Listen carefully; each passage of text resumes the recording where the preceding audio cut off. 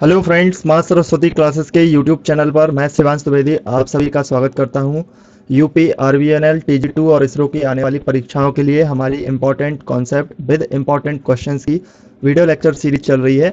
इसमें जो हमारी आज क्लास है ये 15 नंबर की क्लास है और इससे पहले भी हमारी बहुत सारी क्लासेस अपलोड हो चुकी हैं। तो अगर आप उनको ज्वाइन करना चाहते हैं तो प्लेलिस्ट में जा सकते हैं। प्लेलिस्ट का जो लिंक है वो वीडियो के डिस्क्रिप्शन बॉक्स में आपको मिल जाएगा।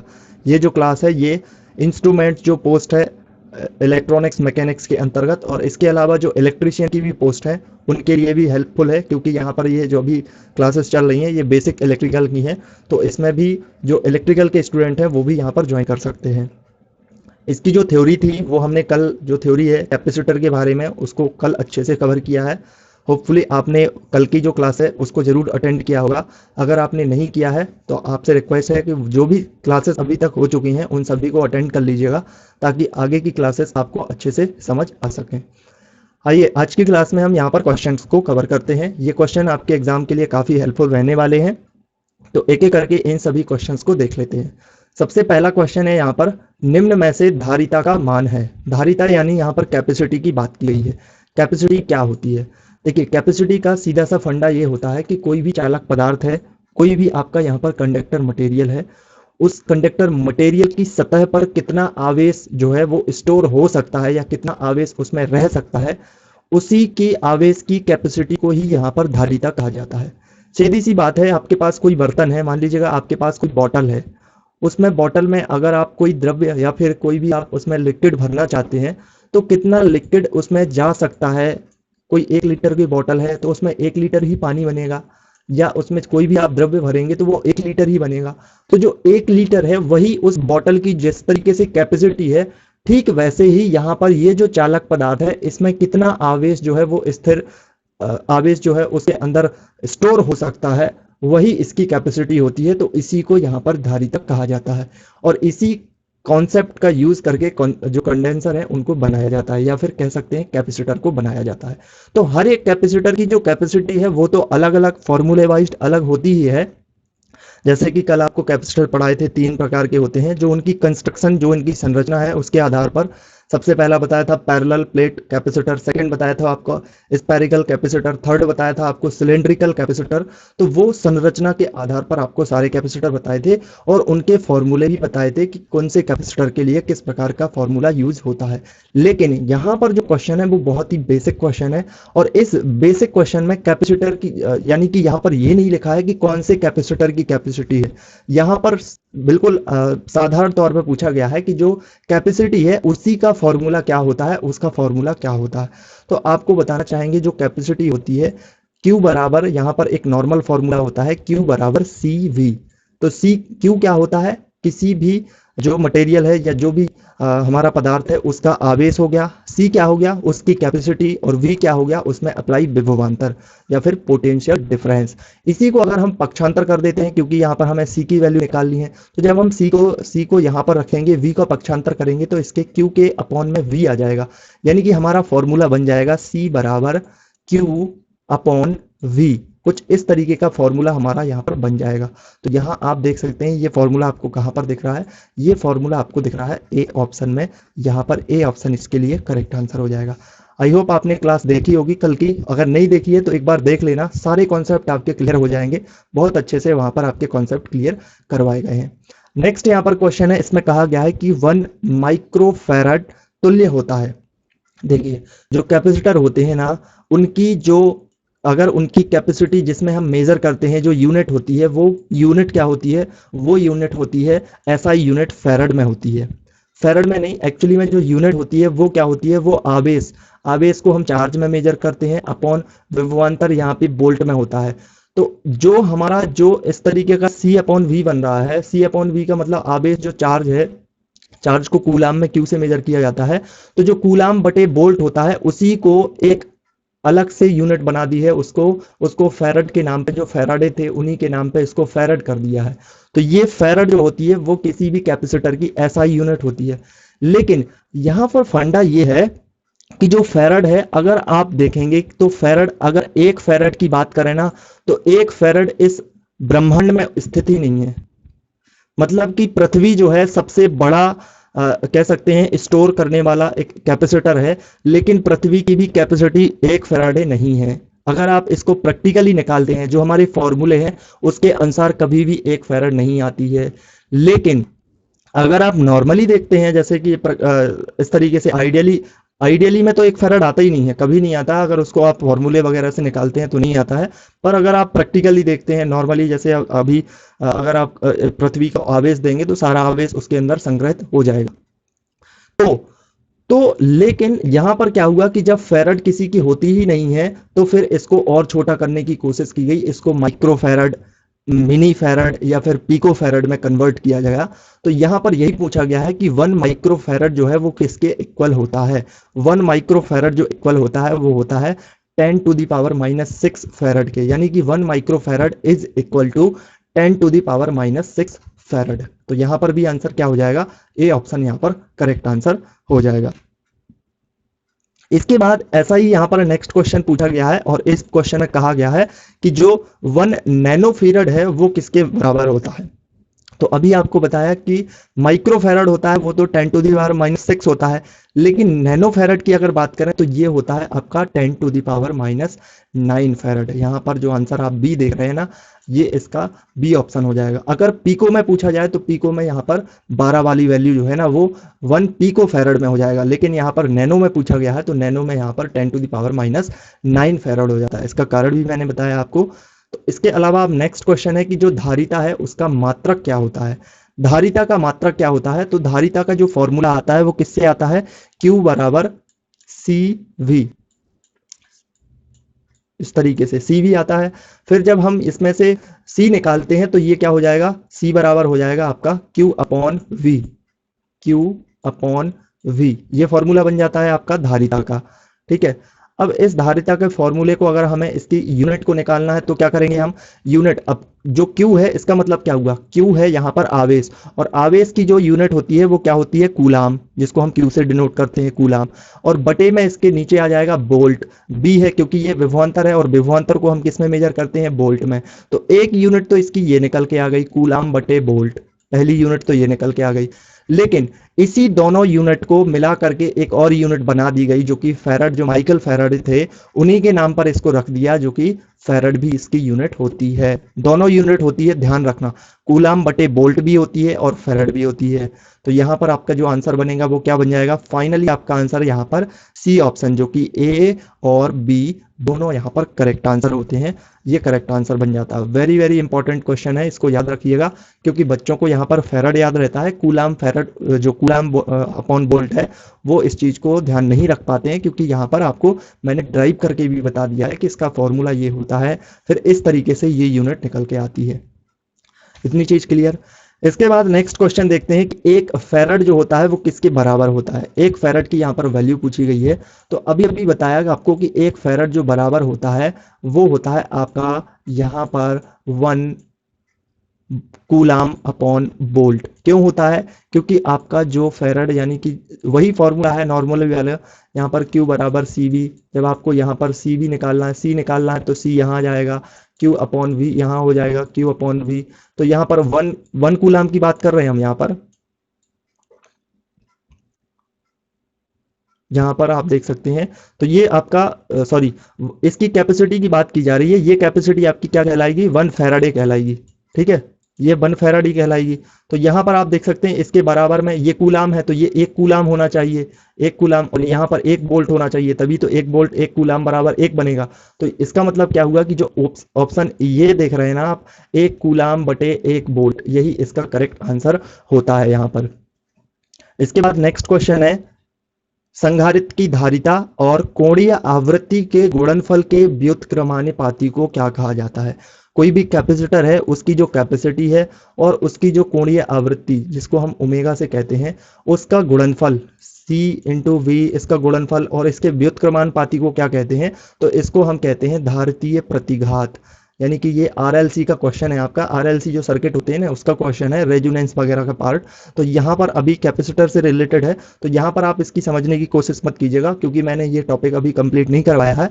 आपको वहाँ पर ये कंप्लीट हो जाएगा जब टॉपिक रेजोनेंस वाला, तो वहाँ पर ये चीज़ क्लियर हो जाएगी। तो इसलिए अभी इसका यही आंसर देख लीजिएगा आप कि ये इसका आंसर जो होता है वो V होता है। एक्सप्लेन जो मैं आपको रेजोनेंस वाला टॉपिक पढ़ाऊंगा तो वहां पर करवा दूंगा। इसके बाद नेक्स्ट क्वेश्चन यहाँ पर देखते हैं। नेक्स्ट क्वेश्चन में कि संधारित्र का प्रकार नहीं है, इसमें से कौन सा जो कैपेसिटर है उसका यहाँ पर जो है टाइप नहीं है। तो कैपेसिटर क्या होते हैं, दो प्रकार के होते हैं। एक होता है जिसकी जो कैपेसिटी है वो एकदम स्थिर रहती है, स्टैटिक रहती है। जैसे कि अगर कोई कैपेसिटर बना दिया, उसकी प्लेटों को बिल्कुल स्थिर कर दिया, तो उसकी कैपेसिटी हमेशा वैसे ही रहेगी। और एक होते हैं परिवर्तनशील कैपेसिटर। परिवर्तनशील कैपेसिटर कैसे होते हैं, इनको नॉर्मली गैंग भी कहा जाता है। जैसे कि हमारे जो रेडियो या टेलीविजन वगैरह में जो ट्यूनर हुआ करते थे ना, तो ट्यूनर में आरएलसी सर्किट यूज किया जाता था। आरएलसी सर्किट का मतलब क्या होता है, आर का मतलब वहां पर रेजिस्टेंस, एल का मतलब इंडक्टर और सी का मतलब कैपेसिटर। उन्हीं की वजह से फ्रीक्वेंसी जो होती है उसको सिंक्रोनाइज किया जा सकता था।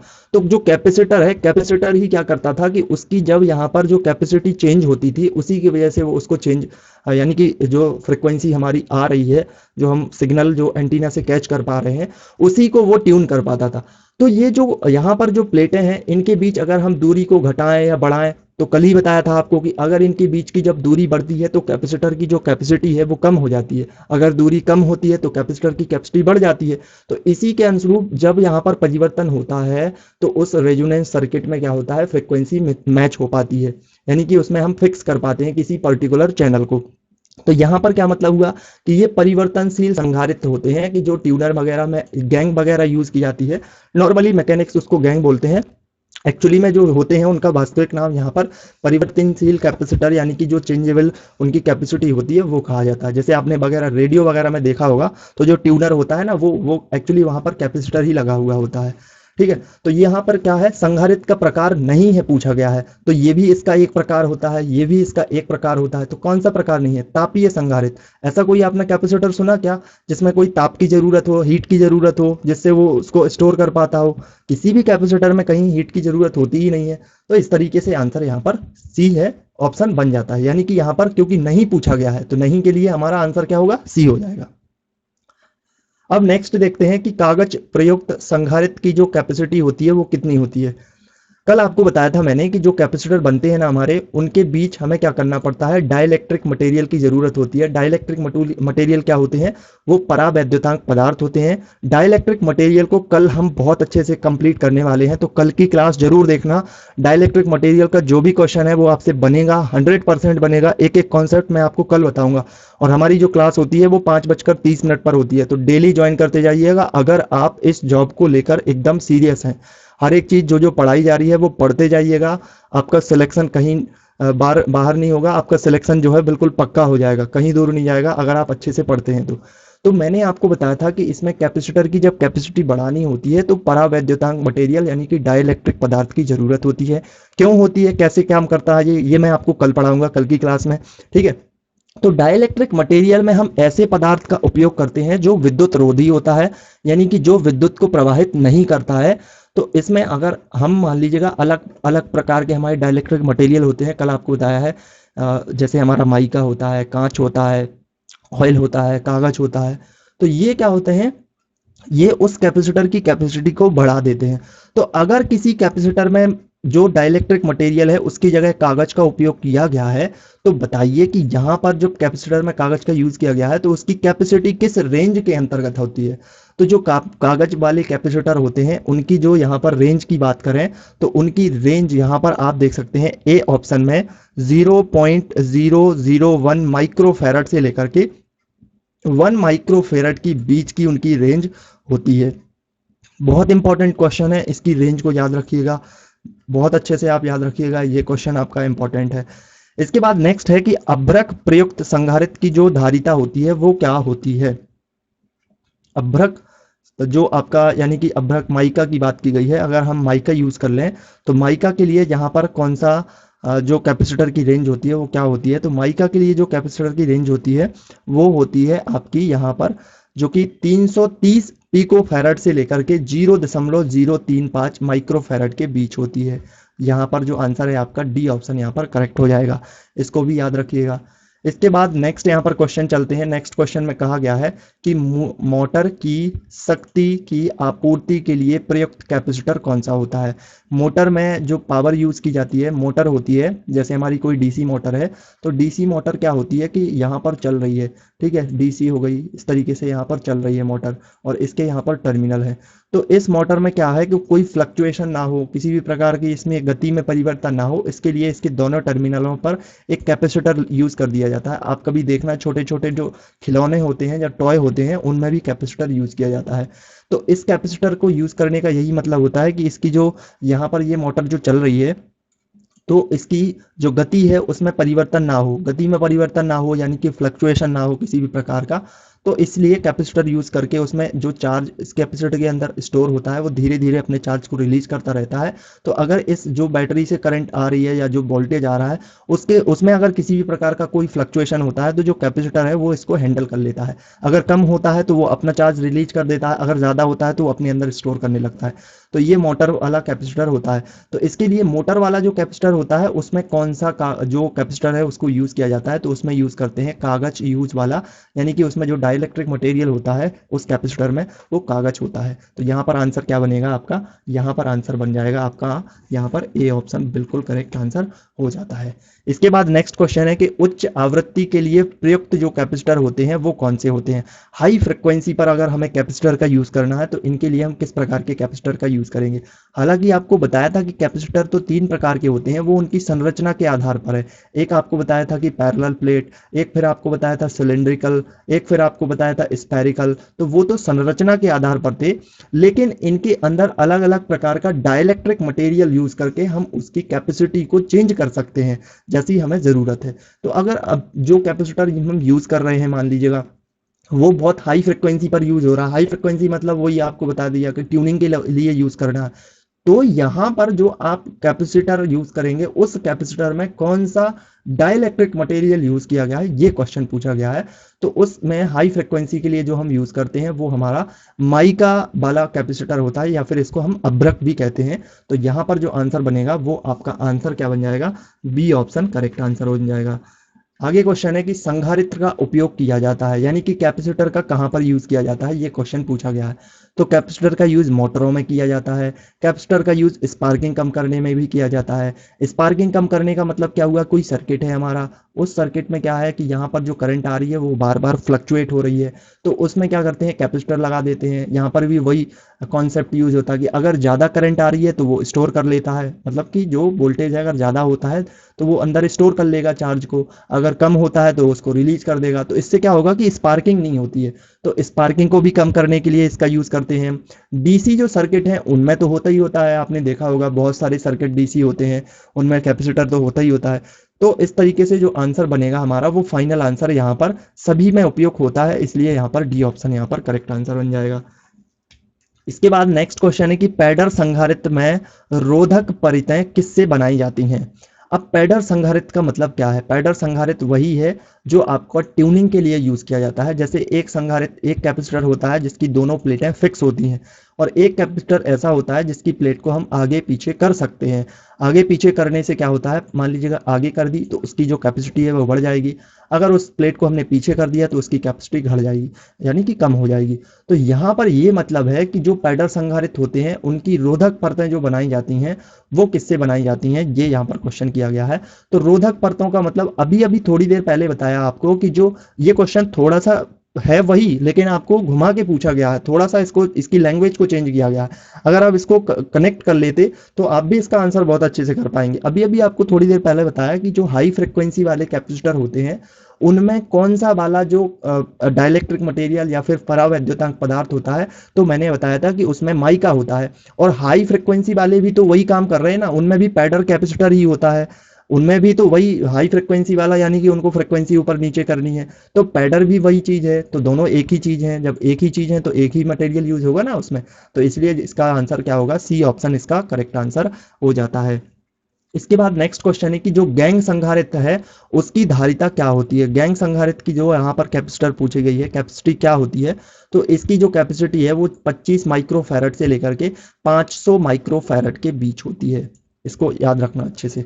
ठीक है, इसके बाद हम नेक्स्ट क्वेश्चन पर चलते हैं। नेक्स्ट क्वेश्चन में कहा गया है कि प्लास्टिक फिल्म संधारित्र की धारिता क्या होती है। अब यहाँ पर प्लास्टिक फिल्म का मतलब क्या हो गया, आपने बहुत बार देखा भी होगा या शायद नहीं देखा है तो कभी देखना। जो हमारे फैन वगैरह होते हैं ना, घरों में जो फैन लगे हुए होते हैं उसमें एक कैपेसिटर या फिर उसको कंडेंसर भी कहते हैं आमतौर पर, वो यूज किया जाता है। और उसको कभी अगर आप खोल के देखना, उसको जब आप खोलेंगे तो उसमें जो है इस तरीके से प्लास्टिक की पॉलीथीन वगैरह यूज की होती है। क्यों यूज की होती है, उसके बीच में प्लेटों के बीच में प्लास्टिक की पॉलीथीन यूज की जाती है, क्योंकि वो प्लास्टिक की पॉलीथीन एक डाइलेक्ट्रिक मटेरियल की तरह काम करती है, हल्की हल्की वो चमकीली भी होती है। तो यहाँ पर वही पूछा गया है कि जो प्लास्टिक फिल्म वाले कैपेसिटर होते हैं ना, उनकी कैपेसिटी की रेंज कितनी होती है। उनकी कैपेसिटी की रेंज कितनी होती है, तो वो होती है आपकी 5 पिको फैरड से लेकर के 0.5 माइक्रो फैरड के बीच की इनकी रेंज होती है। यहां पर जो आंसर बनेगा वो आपका ए ऑप्शन बन जाएगा। इसके बाद आगे क्वेश्चन है कि डाइलेक्ट्रिक जो कांस्टेंट होता है उसकी वैल्यू क्या होती है। डाइलेक्ट्रिक कांस्टेंट आपको बताया था कि अगर जो हमारा, हमने जब एक क्वेश्चन देखा था, आपने देखा होगा कि जो हमारा कैपेसिटर है, मान लीजिएगा पैरेलल प्लेट कैपेसिटर है, उसकी अगर मैं कैपेसिटी की बात करूं तो उसकी कैपेसिटी का फॉर्मूला होगा आपको C बराबर, आपको याद होना चाहिए ये सब फॉर्मूले, 4 पाई एप्सिलॉन 0 के ए अपॉन डी, ये फॉर्मूला होता है इसका। कौन से वाले का, पैरेलल प्लेट वाले का, जिसकी जो दोनों प्लेट हैं वो एक जैसी होती हैं, समानांतर होती हैं। इस कैपेसिटर की बात कर रहे हैं हम। तो यहाँ पर आप डाइलेक्ट्रिक का मतलब क्या है कि उसमें जो हम इसमें यूज कर रहे हैं उसके अंदर, उसी को डाइलेक्ट्रिक मटेरियल कहते हैं। बार बार बता भी चुके हैं कई बार, अब तो पता हो चुका होगा आपका। तो जो के है ना, ये इसकी वैल्यू होती है, के की वैल्यू जो है ना वो डाइलेक्ट्रिक मटेरियल होती है। तो इसका जो कांस्टेंट वैल्यू यहाँ पर पूछी गई है कि इसका कांस्टेंट वैल्यू क्या होती है, तो इसकी कांस्टेंट वैल्यू जो होती है वो ये एप्सिलॉन 0 एप्सिलॉन आर सफिक्स में आर इसके बराबर होती है। ए ऑप्शन यहाँ पर करेक्ट आंसर हो जाएगा। नेक्स्ट है कि माइका का डाइलेक्ट्रिक नियतांक कितना होता है। माइका, माइका मतलब अभ्रक, बार बार यूज हो रहा है ये चीज कि हम अपने कैपेसिटर में माइका यूज करते हैं, अभ्रक यूज करते हैं। तो इसका डाइलेक्ट्रिक कांस्टेंट यानी कि इसकी की जो परावैद्युतांक नियतांक होता है वो कितना होता है, उसका परावैद्युतांक नियतांक की जो रेंज होती है वो आपसे यहाँ पर क्वेश्चन की गई है, और उसकी रेंज जो होती है वो यहाँ पर 5 से 8 के बीच होती है। वेरी वेरी इंपॉर्टेंट क्वेश्चन है ये, और मैंने आपको इसकी टेबल भी बताई थी, टेबल में भी पढ़ाया था बहुत पहले, यानी कि 1-2 क्लास पहले बताया था। और कल मैं अलग से एक परावैद्युतांक का जो है वीडियो लेक्चर लेके आने वाला हूँ, जिसमें आपका 1-2 क्वेश्चन जो आते हैं ना आपके एग्जाम में वो बिल्कुल पक्का हो जाएगा। तो उस क्लास को भी अटेंड कर लेना। अटेंड तो आपको रोज की क्लास करनी है, तभी आपका सिलेक्शन श्योर हो सकता है। तो इसके बाद अब हम नेक्स्ट क्वेश्चन देख लेते हैं। नेक्स्ट है कि फैराडे में 1 माइक्रो फैरड जो यूनिट होती है वो किसके बराबर होती है। वही क्वेश्चन है, 1 माइक्रो फैरड यानी कि 1 माइक्रो फैरड, अब तो आपको पता होना चाहिए 1 माइक्रो फैरड 10⁻⁻6 के बराबर होता है। तो यहाँ पर बी ऑप्शन हो जाएगा। ठीक है, इसके बाद है नेक्स्ट क्वेश्चन की कैपेसिटिव रिएक्टेंस की माप होती है। कैपेसिटिव की रिएक्टेंस की जो मेजरमेंट किया जाता है वो किस में किया जाता है, तो वो किया जाता है ओम में। अब यार यहाँ पर आप सोचेंगे कि कैपेसिटर को तो हम उसकी कैपेसिटी जो होती है वो मेजर करते हैं फैराड में, पर ये रिएक्टेंस पूछ रहा है यहाँ पर, ध्यान देना इस बात को। हालांकि मैं आपको ये रेजोनेंस वाले टॉपिक में करवा दूंगा, यहाँ पर ये क्वेश्चन बीच के बीच आ गया है, कोई बात नहीं, पर इसका आप आंसर याद रख लीजिएगा कि कैपेसिटिव रिएक्टेंस की जो यूनिट होती है वो ओम में होती है। ठीक है, तो इस तरीके से याद रख लीजिएगा, रेजोनेंस के टॉपिक में अच्छे से कवर करवा देंगे इसको। ठीक है, चलिए नेक्स्ट क्वेश्चन है कि एसी सर्किट में एक कैपेसिटर द्वारा प्रयुक्त कैपेसिटिव रिएक्टेंस का मान डैश क्षमता और फ्रीक्वेंसी होती है। यहां पर आपसे क्वेश्चन किया गया है कि एसी सर्किट में एक कैपेसिटर द्वारा प्रयुक्त जो कैपेसिटिव रिएक्टेंस का मान है वो उसकी क्षमता और फ्रीक्वेंसी की कैसी होती है, उसके विपरीत समानुपाती होती है, यानी कि उसके अपोजिट में होती है। तो इसको भी आप ऐसे ही नॉर्मल याद कर लीजिएगा, वो आपका रेजोनेंस का टॉपिक है। चलिए नेक्स्ट क्वेश्चन देखते हैं कि निम्न में से कौन सा एक कैपेसिटर का कैपेसिटेंस जो है निर्धारित करता है। इसमें से कौन सा जो है कैपेसिटर का कैपेसिटेंस निर्धारित करता है, ये आपसे क्वेश्चन किया गया है। ओके, तो इस क्वेश्चन का जो आंसर है वो निम्न में से कौन सा एक कैपेसिटर का कैपेसिटेंस निर्धारित करता है, तो वो निर्धारित करता है पहले तो प्लेट का क्षेत्रफल, कल ही बताया था आपको, नॉर्मल फॉर्मूला ही देख लीजिएगा, 4 पाई एप्सिलॉन 0 के ए अपॉन डी। ये वैल्यू फिक्स होती है, फिक्स का मतलब इसकी वैल्यू, पाई की वैल्यू फिक्स है, चाहे जहां पर चाहे यूज करें आप 3.14 या फिर 22/7 तो फिक्स होती ही होती है। ये एप्सिलॉन 0 की भी वैल्यू फिक्स होती है। वैल्यू कहाँ चेंज होती है, के अगर हमने परावैद्युतांक मटेरियल दूसरा यूज किया तो उसके लिए अलग होगा, अलग अलग के लिए अलग होगा। तो ये डाइलेक्ट्रिक कांस्टेंट पर भी डिपेंड करता है। प्लेट का अलगाव का मतलब कि उनकी बीच की दूरी पर भी डिपेंड कर रहा है। अगर दूरी कम होगी तो उसका जो कैपेसिटेंस है वो बढ़ जाएगा, अगर दूरी ज़्यादा होगी तो कैपेसिटेंस घट जाएगा। इसके अलावा प्लेट का जो क्षेत्रफल है, प्लेटों का एरियल, इस पर भी डिपेंड करता है। प्लेट का अगर एरिया बढ़ता है तो यहाँ पर आपका जो कैपेसिटर है उसकी कैपेसिटी भी बढ़ जाएगी। प्लेट का एरिया डाउन होता है तो उसकी कैपेसिटी भी कम हो जाएगी। तो ये नॉर्मल से क्वेश्चन है, आप तो इन्हें लॉजिक से कर सकते हैं, इसीलिए मैंने आपको सारे फॉर्मूले बताए हैं, सभी चीज़ें कॉन्सेप्ट वाइज बताई हैं। क्योंकि यहाँ पर मेरा जो उद्देश्य है वो ये नहीं है कि आप क्वेश्चन को रट के जाएं, आप क्वेश्चन को समझ के जाएं। अगर उससे मिलता जुलता कोई और क्वेश्चन आए तो उसे भी आप बना करके जाएं। ये नहीं है कि मान लीजिएगा आप उन्हीं क्वेश्चंस को रट के गए और बस उसके बाद अगर उस क्वेश्चंस को थोड़ा सा उसकी लैंग्वेज को चेंज करके पूछा गया तो फिर आपसे थोड़ी सी दिक्कत आ गई आपको। तो कॉन्सेप्ट को समझिए, यहाँ पर मेरा फोकस सिर्फ और सिर्फ कॉन्सेप्ट समझाना, और इंजीनियरिंग में होता ही यही है, आपको सिर्फ कॉन्सेप्ट को समझना है। इंजीनियरिंग ही लाइन है आपकी, एक्चुअली में आईटीआई है तो कोई दिक्कत नहीं, वो फील्ड तो आपकी वही है ना। तो कॉन्सेप्ट समझिएगा, सारी चीज़ें आपको ऐसी बनेंगी नॉर्मल। हम कह रहे हैं अगर एक कॉन्सेप्ट पे 1000 क्वेश्चन भी बन गए ना तो वो भी बन जाएंगे, क्वेश्चन रटने की आवश्यकता नहीं, सिर्फ कॉन्सेप्ट को समझिए। ठीक है, चलिए नेक्स्ट क्वेश्चन को देख लेते हैं। इसमें कहा गया है कि कैपेसिटर में डाइलेक्ट्रिक पदार्थ का क्या उद्देश्य होता है। कैपेसिटर में डाइलेक्ट्रिक पदार्थ जो मटेरियल यूज किया जाता है, परावैद्युतांक मटेरियल यूज किया जाता है, उसका क्या उद्देश्य होता है। बार बार ये चीज़ आ रही है, बार बार आपको बता रहे हैं कि जो भी कैपेसिटर है उनके बीच, प्लेटों के बीच कैपेसिटिव एक डाइलेक्ट्रिक मटेरियल का यूज़ किया जाता है, कोई भी आप यूज़ कर सकते हैं। उससे क्या होता है कि डाइलेक्ट्रिक मटेरियल जो है इसकी कैपेसिटी को बढ़ा देता है, यानी कि उसके कैपेसिटेंस को बढ़ा देता है। कैपेसिटेंस को बढ़ाने के लिए ही डाइलेक्ट्रिक मटेरियल का यूज़ करते हैं। कल हम इसको डिटेल में समझेंगे कि डाइलेक्ट्रिक मटेरियल क्या होते हैं, कैसे काम करते हैं। अभी तक आपने इसके डाइलेक्ट्रिक जो परावैद्युतांक मटेरियल है इनको सिर्फ रटा होगा। कल की क्लास अगर आप देख लेंगे तो कभी आपको कॉन्सेप्ट नहीं भूलेगा, आप बिल्कुल एक एक चीज़ बता पाएंगे। मतलब आप ऐसे देखेंगे जैसे आप सारी चीज़ें खुद से रियलाइज़ कर रहे हैं। तो इस तरीके से डाइलेक्ट्रिक मटेरियल को कल पढ़ेंगे। एक दो क्वेश्चन डाइलेक्ट्रिक से भी आते हैं और आए भी हैं आपके एग्जाम में, तो ये चीज़ें आपकी कभी गलत नहीं होंगी। ठीक है, चलिए इसके अलावा अगर आप यूपीआरबीएनएल टीजी2 पोस्ट इंस्ट्रूमेंट इलेक्ट्रॉनिक्स मैकेनिक्स की तैयारी कर रहे हैं तो इसके लिए आप हमारी ऑफलाइन टेस्ट सीरीज को ज्वाइन कर सकते हैं। इसमें आपको 5 मॉक टेस्ट मिलेंगे, टेक्निकल सब्जेक्ट को इसमें कवर किया गया है। Very very very important question रखे गए हैं। इस टेस्ट सीरीज को मैंने खुद डिजाइन किया है। आपका जो एग्जाम का पैटर्न होता है उसके आधार पर जो एग्जाम हुए हैं आपके, उसको एनालाइज करके, उसके लेवल को एनालाइज करके, थोड़ा सा अपनी तरफ से लेवल को थोड़ा सा बढ़ा करके इसमें रखा है। 750 इंपॉर्टेंट क्वेश्चन हैं। एग्जाम में जाने से पहले इन क्वेश्चंस को जरूर देख लेना। ऐसे ही मिलते जुलते आपको क्वेश्चन मिलेंगे वहां पर, ताकि आप एक नज़र में सारे क्वेश्चंस को देख सकें, अपने आप को एनालाइज कर सकें, अपनी तैयारी को बेहतर बना सकें। इसलिए ये टेस्ट सीरीज आपको लेना जरूरी है, इससे जुड़ना जरूरी है। और ये डेडिकेटेड न्यू टेस्ट सीरीज बनाई गई है, बिल्कुल एकदम न्यू क्वेश्चन इसमें रखे गए हैं। हर तरीके से आपको ये हेल्पफुल रहेगी। और इसके लिए आपको इस नंबर पर व्हाट्सएप मैसेज करना है, और व्हाट्सएप मैसेज करने के बाद आपको इसमें क्या है, अमाउंट पे करना होगा, जिसकी जानकारी आपको व्हाट्सएप पर मिल जाएगी। 60 रुपीज़ का अमाउंट पे करना है, बाकी जानकारी आपको व्हाट्सएप मैसेज से प्राप्त हो जाएगी। और आपको ये क्लास अच्छी लगी हो तो ज़रूर लाइक करना, शेयर ज़रूर करना अपने दोस्तों के साथ। चैनल पर नए हैं तो सब्सक्राइब ज़रूर कर लेना, नोटिफिकेशन बेल आइकन को भी प्रेस कर देना ताकि आगे की वीडियोस की जो नोटिफिकेशन है वो आपको मिल सके। और थैंक यू फॉर वॉचिंग।